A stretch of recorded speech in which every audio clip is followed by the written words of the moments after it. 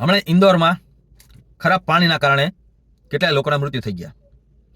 હવે અહીંયાના સીએમએ આદેશ આપી દીધા કે આ જાંચ કરો, ઓલી જાંચ કરો, આમ કરો, તેમ કરો. એના શું જીવ પાછા આવી જશે? તમે વિચારો કે દુર્ઘટનાઓ આપણા રાજ્યમાં, આપણા દેશમાં ક્યાંય પણ થઈ જ રાખે. આ રાજ્યમાં, ઓલા રાજ્યમાં, આમ ને તેમને કોઈ પણ સરકાર હોય, એવું નથી બીજેપી સરકાર હોય, કોંગ્રેસ સરકાર હોય, બધા રાજ્યમાં થાય છે આ વસ્તુઓ. આપણે 5 વર્ષે કોઈ મજા ન આવે નેતા બદલી નાખવી, બરોબર, પણ એ નેતા એકલો ભ્રષ્ટાચાર કરવામાં નથી હોતો. એની પાછળ આખું સરકારી તંત્રમાં કેટલાય હોય છે, જોડાયેલા હોય છે. હવે કોઈ 1000 કરોડનો, 2000 કરોડનો, 500 કરોડનો, 100 કરોડનો ઘોટાળો કરી નાખે તો એની ઓકાત છે કે એકલો કરી નાખે કોઈ નેતા? ના.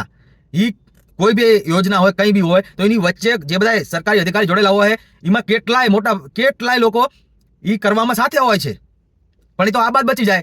નેતાઓ ભ્રષ્ટાચાર આરોપ લાગે, એ તો સાચી વાત છે, નેતા ભ્રષ્ટાચાર કરે જ છે, પણ આ વચ્ચે જોડેલા હોય છે એ કરે જ છે ને. બેશક હું ક્લિયર કહું છું કે બધા ખરાબ હોતા જ નથી, બધા નથી ખરાબ હોતા, પણ કેટલાય હોય છે એ તો આપણે બધાને ખબર છે અને આપણે બધા માનીએ જ છીએ કે હોય છે, કેમ કે આપણે કેટલી જગ્યાએ દેખાય છે ને ક્લિયર પૈસાનો વહીવટ.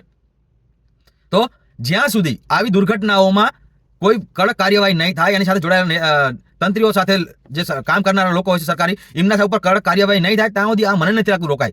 જેમ કે આપણે જોયું છે ને, ક્યાંક આગ લાગી જાય તો સમજો કે ટ્યુશન ક્લાસીસમાં આગ લાગે, જ્યાં સુધી કેટલા વર્ષથી ચાલતું હોય ત્યાં સુધી કોઈ ખબર નથી કે અહીંયા ફાયર સેફ્ટી નથી, કામ નથી, તેમ નથી, આ કાયદા કાનૂનનું પાલન નથી થતું.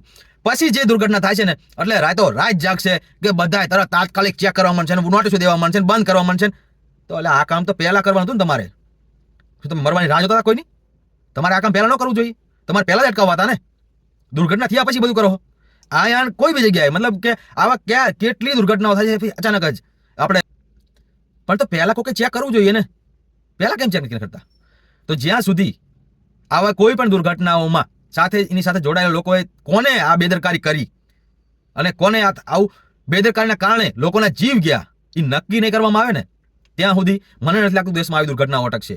કેમ કે જીવ આપણા દેશમાં સામાન્ય થઈ ગયો છે. જીવ જાઓ તો ચાલે જ રાખે. શી ખબર આનો ક્યારે અંત આવશે?